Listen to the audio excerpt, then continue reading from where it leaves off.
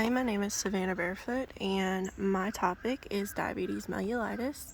So, my target audience would be doctors and their patients. The reason for this is because I would like to do pharmaceutical sales rep. So, what is diabetes? Diabetes is a common condition that affects people of all ages.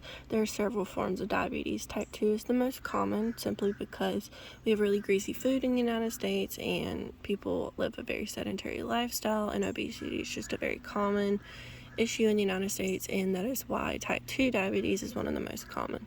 A combination of treatment strategies can help you manage the condition to live a healthy life and prevent complications.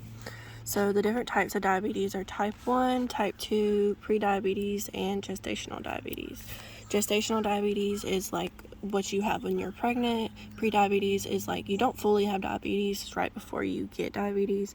Type 2 diabetes, it is the most common. Usually it's from lifestyle. Type 1 diabetes, sometimes you can't really cure it, and a lot of times it's caused by genetics and you're just born with it. Some signs and symptoms are feeling more thirsty than usual, presence of ketones in the urine. Ketones are a byproduct of the breakdown of muscles and fat that happen when there is not enough available insulin. Having blurry vision, urinating often, feeling tired and weak, having slow healing sores, losing weight without trying or gaining weight without trying, feeling irritable, or having other mood changes. So how do we diagnose diabetes? Your doctor can diagnose diabetes, prediabetes, and gestational diabetes using blood tests. Blood tests is the most common way to treat diabetes. The blood tests show if your blood glucose levels, also called blood sugar, is higher than the range that is healthy for you. Some other forms of diagnosis are fasting plasma glucose test, A1C test, random plasma glucose test, glucose challenge test, oral glucose test, etc.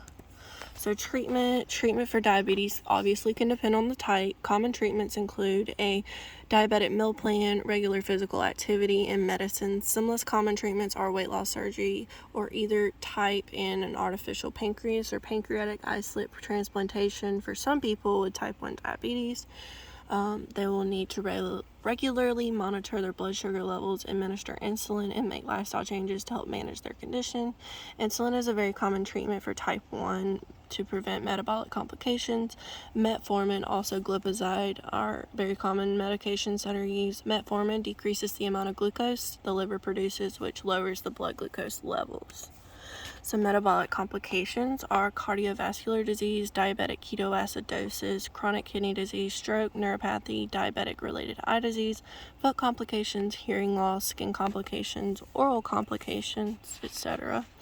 Some nutritional therapy treatment. A care plan that focuses on medical nutritional therapy would include dieting, counseling, exercise, taking medications, counting calories, tracking your levels, making goals, etc. A proper diet for a diabetic would be eating less starch and fatty foods and eating more omega-3s. So omega-3s could be like fish, nuts, grains, avocados, olive, etc.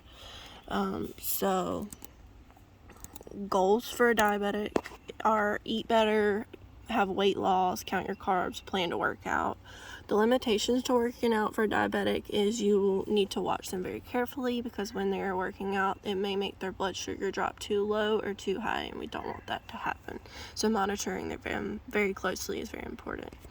The importance of this public service announcement is to take away the most important takeaway is that with medical nutritional therapy as the focus of treating and preventing diabetes, we can see those lifestyle changes we are looking for in diabetics and help them to have a more normal and functional life. And this is my references, and thank you.